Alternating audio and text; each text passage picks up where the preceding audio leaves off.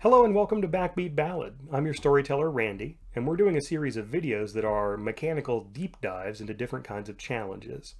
In our previous videos, we covered the basics of all kinds of challenges, then all of the details of simple tests, which are for random events, static tests, which are for difficult events that don't have two parties in them. Now we're going to talk about opposed tests.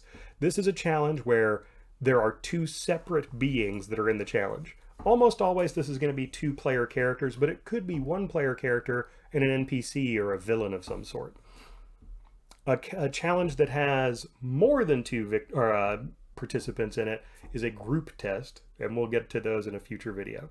So, every time an opposed test could happen when there's two player characters that are trying to do something, it could be resolved by mutual consent.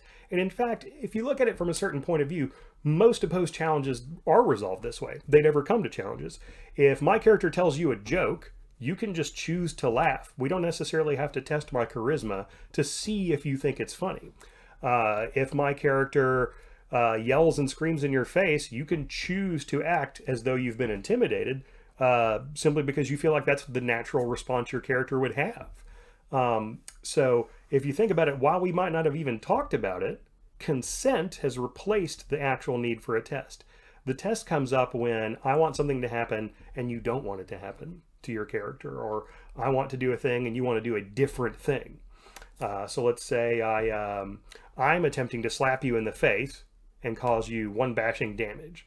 And your response is to say, I use a supernatural power that makes me look so beautiful that you couldn't imagine hurting me. In which case you just stand there drooling on yourself and everybody, could laugh at you for that. In which case we both have a victory condition. It's very clear that neither of us wants this to happen. And we as players just don't reach mutual consent in this case, which we could negotiate it out of character. But in this case, let's say neither of us wants to budge, so we call for a test. First off, it is always okay to call for a test. Don't feel like you're the bad guy because you're bringing out mechanics and the other person's just trying to have a good time. You have control over your character's role in the story, and using mechanics is the way that you enforce that. So if someone comes and says, I try to sell you this antique for $1 million, and your character just believes it's an antique and it's worth that much, you can absolutely say, no, my character actually knows a whole lot about things from that country and that era, and would definitely not fall for it. If the opposing player says, no, I really want that million, in fact, I'll give it to you for 500,000. Let's say that's a good thing. That's a compromise. You can still say, no, I think we should use a test here. That's perfectly okay. It's also perfectly okay to call for a narrator in an opposed test. Narrators are not required for every opposed test. They're only required for static tests because they have to pick a difficulty and an outcome, group tests because they're so complicated we need a narrator, and arts because they're so complicated we need a narrator. But in a just one-on-one challenge, let's say we're arm wrestling, I'm strong enough to arm wrestle you, you're strong enough to arm wrestle me, we don't actually need a narrator if we're both comfortable without having one. However, it is never wrong to call for one. You're not bothering the narrator. That's what they're there for. They know what they're doing. They have immediate access to the rules references, and they're happy to help.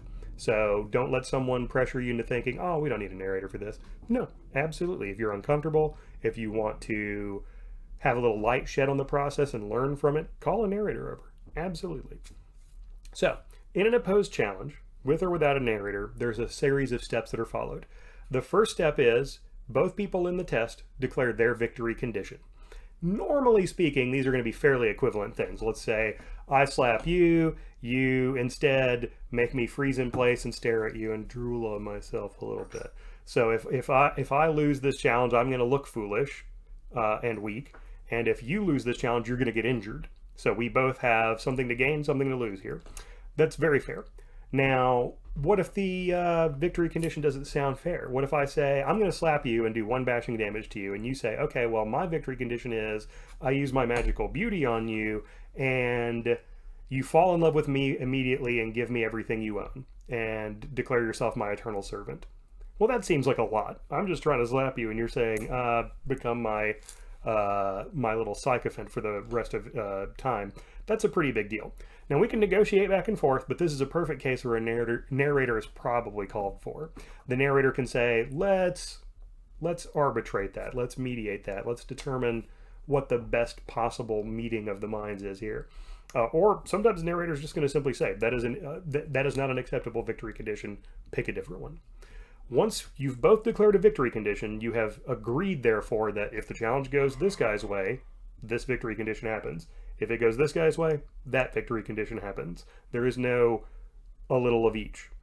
Then you bid a trait that is relevant to what you're doing. So it could be strength to slap you or dexterity to slap you. Those both make sense. I'm either so strong that I'm good at hitting people, or I'm so dexterous that my hand moves fast and with precision. And the person using the mystical art to stop the slap with their radiant mystical beauty could say, well, I'm using appearance. That's the obvious case. But what if they say, I'm using intelligence because I have a deep understanding of changeling magic. I'm not necessarily beautiful, but I magic you into thinking I am. Well, those are actually both kind of relevant if you think about it. But if you have a doubt, again, that's where the narrator comes in there and mediates.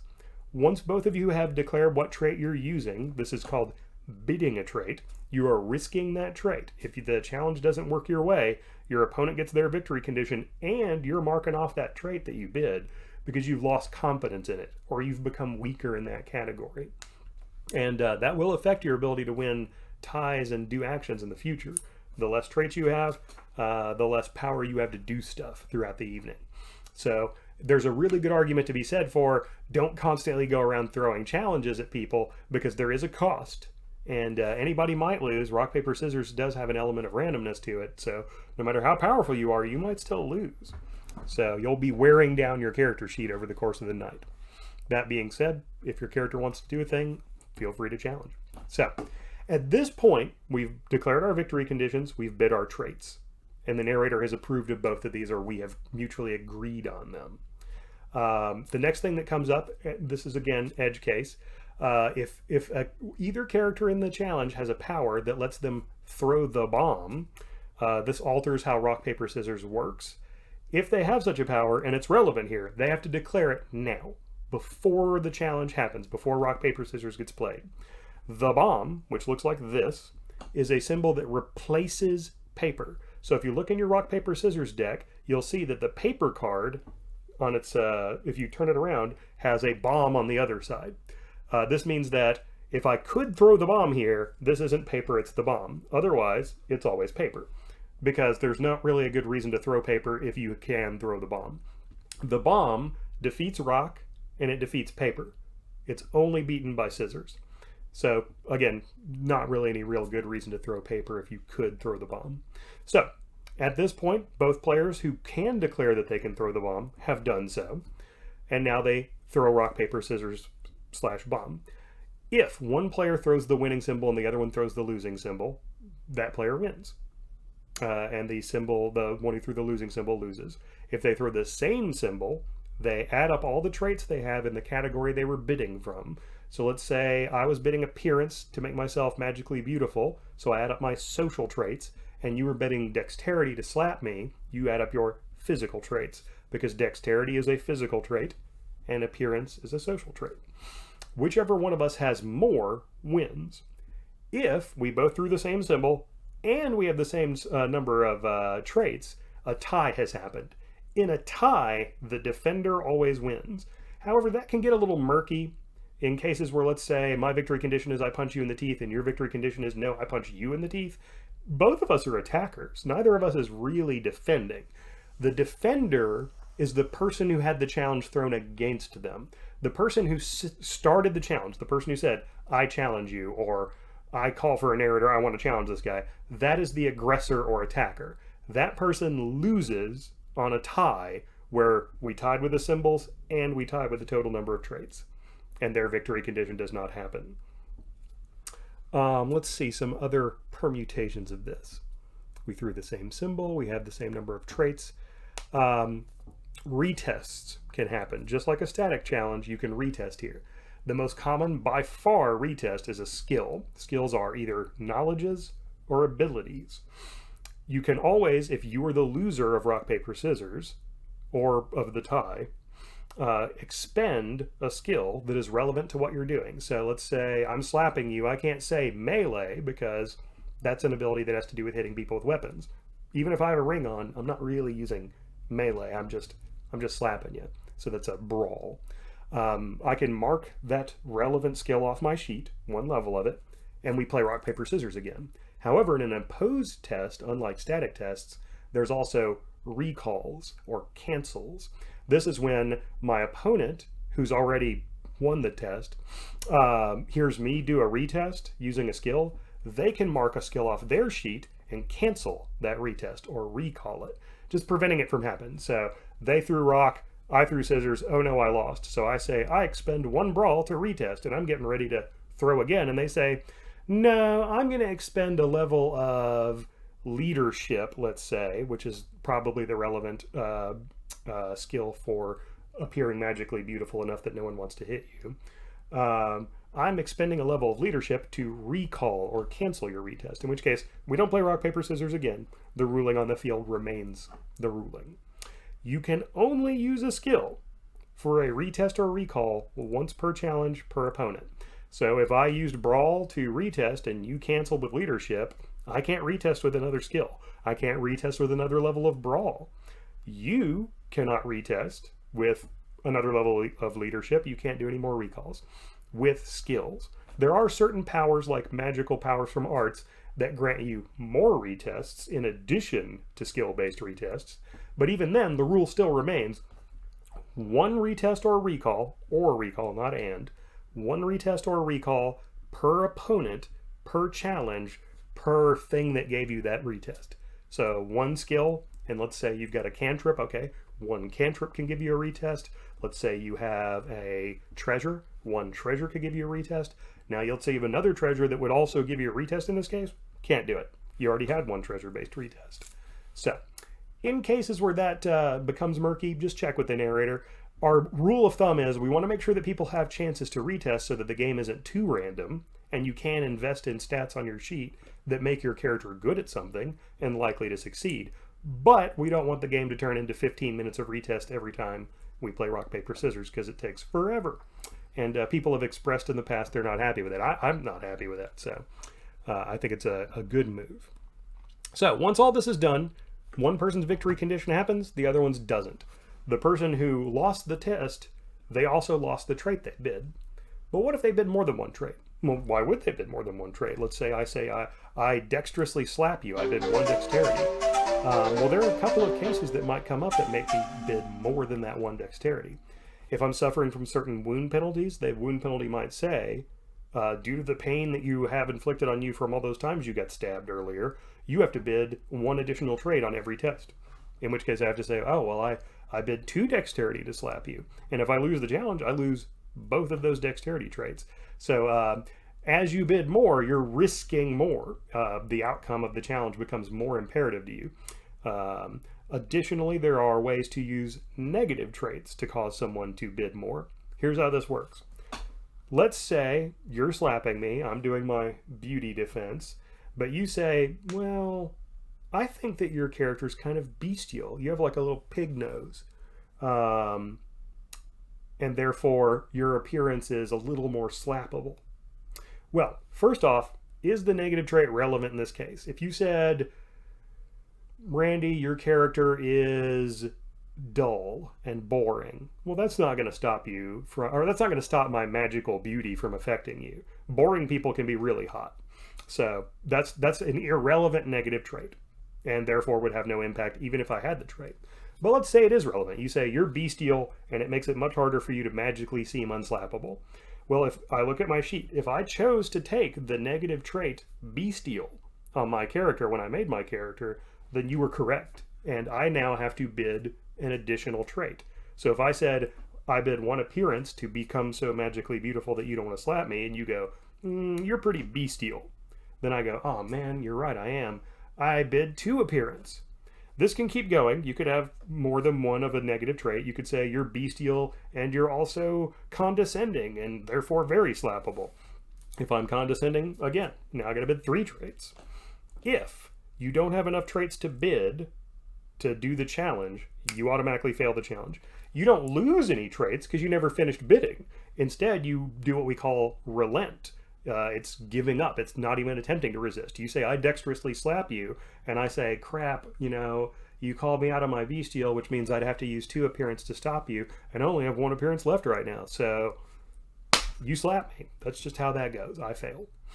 And I can't go change my victory condition because I ran out of traits in this category. I chose my my bed, now I'm going to lie in it. There is a downside, however, to calling on someone's negative traits. And this is why you probably, I bet, have never seen someone do this in a challenge in your experience. There's a pretty big risk. Let's say you say, Randy, your character has a little pig nose. I think you're bestial. And I look at my sheet and I go, I'm not bestial. I just kind of have a piggy sort of nose. Or I think my pig nose is very pretty. If I didn't choose that negative trait, if it's not on my sheet and you claimed it was, you now have to bid an additional trait. So there's a risk. You can't just go, all right, well, I think you're callous, condescending, dull, obnoxious, tactless, bestial, hideous, yada, yada, repugnant. No, you can't do that. You have to guess one that's actually on my sheet. That's harder to do than you might think. There's not but, about a dozen negative traits in every category, and people generally do a very good job of role-playing their negative traits, but you can never be sure. I mean, is this guy condescending? Or is he just tactless or obnoxious or callous?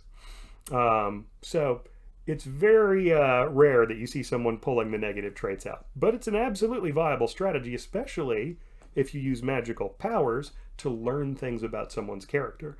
Let's say I have a soothsay power that lets me tell a guy's fortune by stealing a lock of his hair and burning it in a candle and doing a tarot reading, or glancing at his palm and interpreting the lines. And every time I successfully use that art, I learn one of his flaws. Well, I could just keep a little mental list. I can even, as a player, keep a physical list out of character of, okay, Steve's character is lethargic and lame and docile. And when Steve comes to slap me and I'm beautifully defending myself, I can say, oh, by the way, I bid 1 appearance to become so magically beautiful that you drool on yourself. And also, I think you're awfully docile, lethargic, and lame to be slapping people. And now suddenly my opponent has to bid 4 traits just to try to slap me. And is entirely within their rights to say, oh man, even if I have 4 traits, it's not worth the risk. I relent. I start drooling. That's absolutely the way it works. So keep that in mind. There are advantages to trying the negative trait gambit, but it is a gambit. Okay, so let's talk about some other permutations. Surprise. This one comes up a lot. In fact, there are some merits that make you immune to surprise, or some arts that make you harder to surprise. But what is surprise? In the book, it has a lot to do with how quickly a person responds when you say physical challenge or I dexterously slap you. We don't like that because it encourages people to be kind of cheesy and say things like physical challenge and go, oh, he took too long to respond, or pronounce it funny, physical challenge, or whatever. So instead, we basically do this. If there's a lot of doubt about whether or not someone's surprised, they're not surprised. There's just, there's not a lot of advantage to having the surprise in the system, so we're not going to have it come up a lot. But if a character who is being challenged has no reasonable way to know that they're being challenged, let's say I've used a power that makes me totally invisible, and I walk up to you with a shotgun and hold it right next to you and go, kapow, unless you've got super hearing to hear my footsteps or super smell to smell the gun oil right beside you, you basically have absolutely no way of knowing you're about to be attacked, in which case you are surprised. Now, surprise does not mean the attack automatically hits. It just means that the defender has some disadvantages. Remember, this game is not as crunchy as tabletop, so we can't have just auto victory stuff. So, when a character is surprised, when the defender is surprised, they cannot use an active defense. Now, an active defense is essentially anything that you would have to know you were being attacked to do.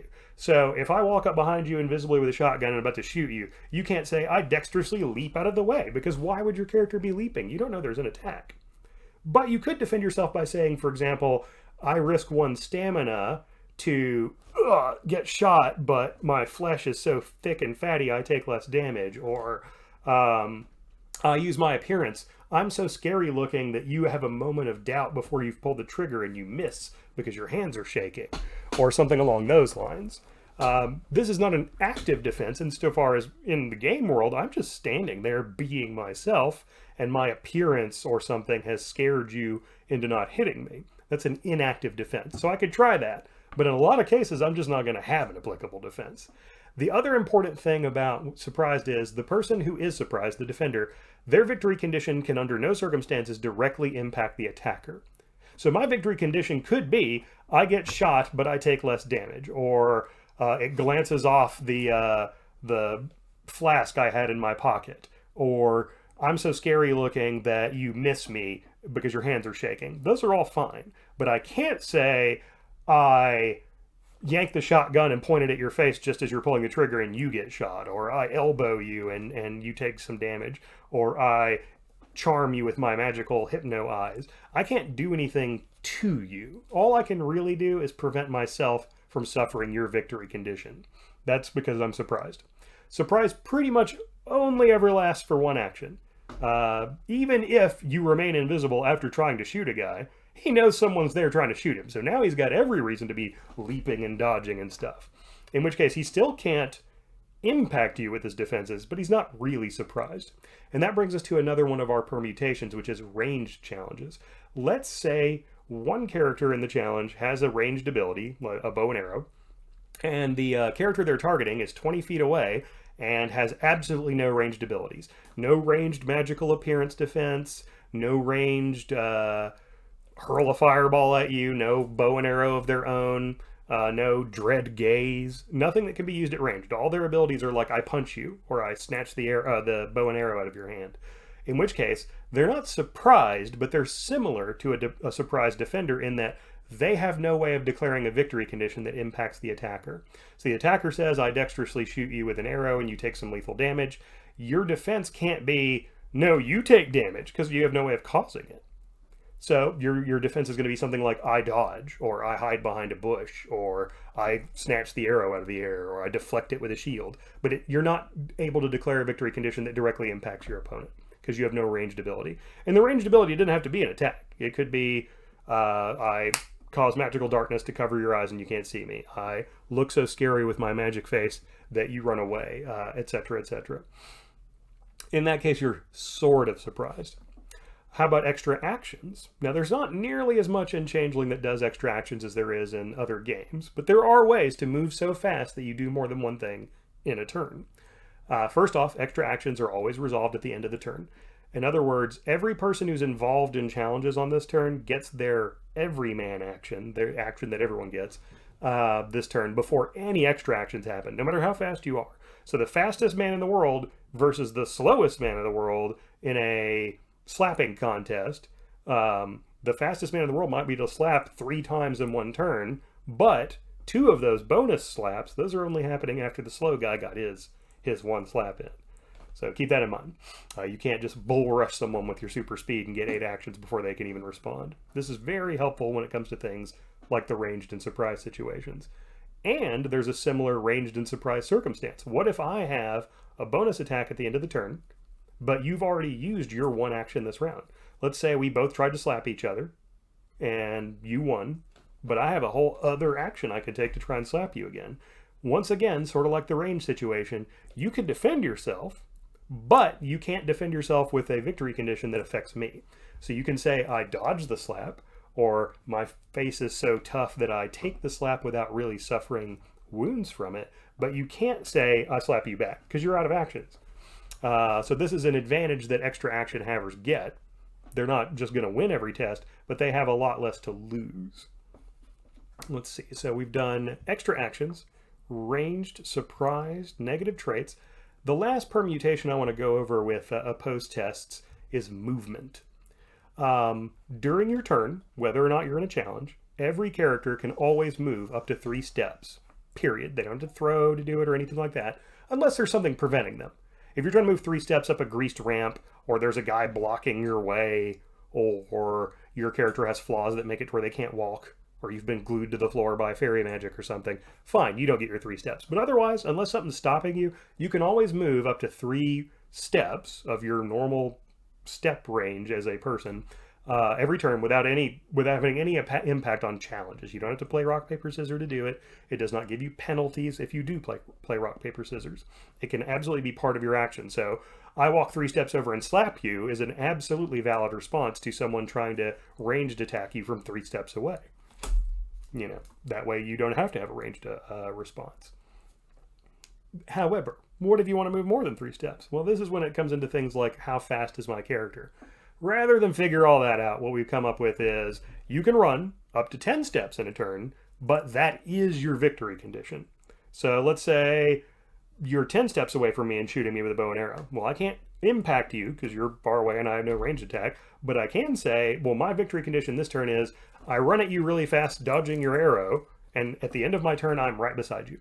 I can't hit you because I wasn't next to you when I started the turn, but I have spent my action getting over to you, in which case I have to play rock, paper, scissors to succeed at that.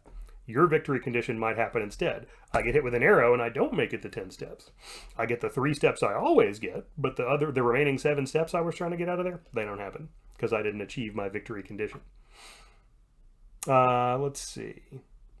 Oh, and if you're moving the 10 steps in an action, your victory condition cannot directly impact the opponent. So you can't say, I run 10 steps and tackle you, for example. You can just move yourself. That's how that works. That is, if I'm not mistaken, all of the permutations we've got for our opposed challenges. Let me just double check here. Yep, that's it. Just as a quick reminder, you're always welcome to call for a narrator in a challenge. You are always welcome to consent with the other player about how the challenge plays out without ever using any mechanics. You can say, I absolutely believe your character is selling me this $1 million thing, and I'm absolutely going to pay for it without using social challenges to determine who believes whom or whatnot. That's always fine, but you are also always welcome to call for a test. And there's nothing at all wrong with that. Again, this is Backbeat Ballad, a live-action Changeling the Dreaming game based in Memphis, Tennessee with a rock and roll theme. We play every month on the first Saturday evening of that month, and we look forward to seeing you at the next game. I'm your storyteller, Randy, and have a good day.